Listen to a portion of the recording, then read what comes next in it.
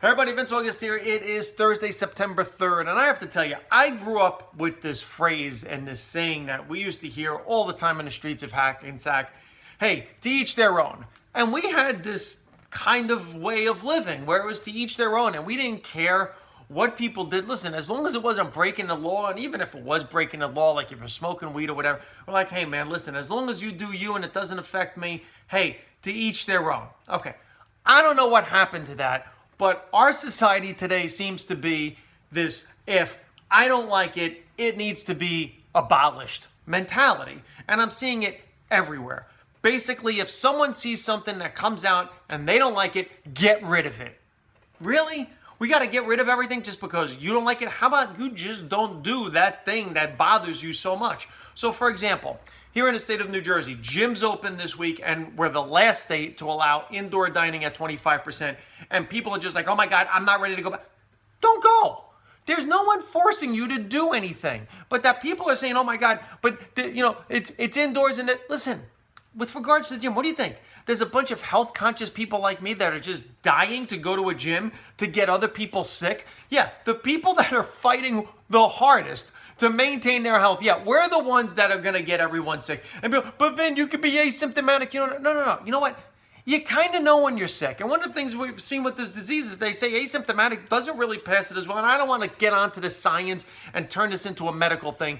The point of this is this fear and this notion that just because you're afraid of something, it shouldn't happen. Listen, man, I have a fear. You know what my fear is? Not living while I'm alive. That's right. Having to contain myself in a situation where I'm not enjoying life. That's my fear. So what did I do?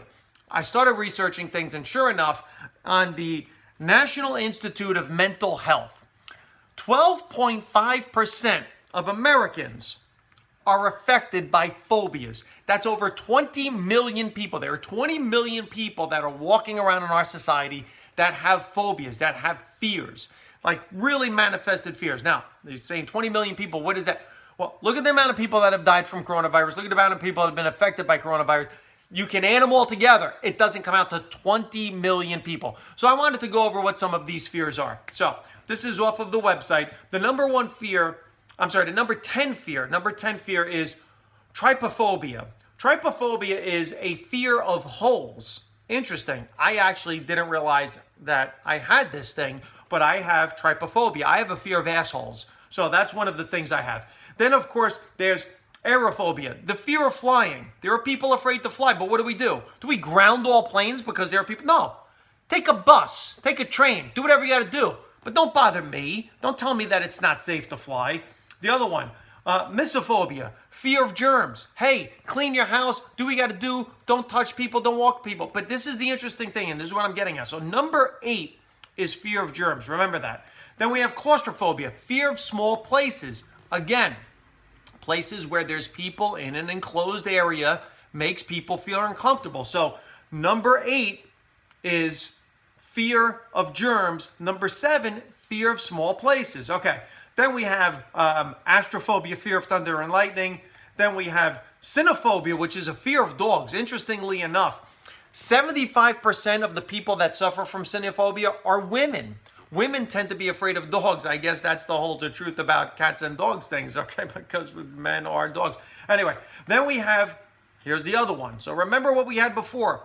Fear of germs, fear of closed spaces. Then we have agoraphobia, the fear of open or crowded spaces. So again, where a lot of people tend to congregate is a phobia. Then we have acrophobia, fear of heights. Then we have fear of snakes is number 2. And then fear of spiders is number 1. I don't know how many people are around spiders and snakes that much that they have this fear, but apparently it's a thing. Okay, so what did we just learn?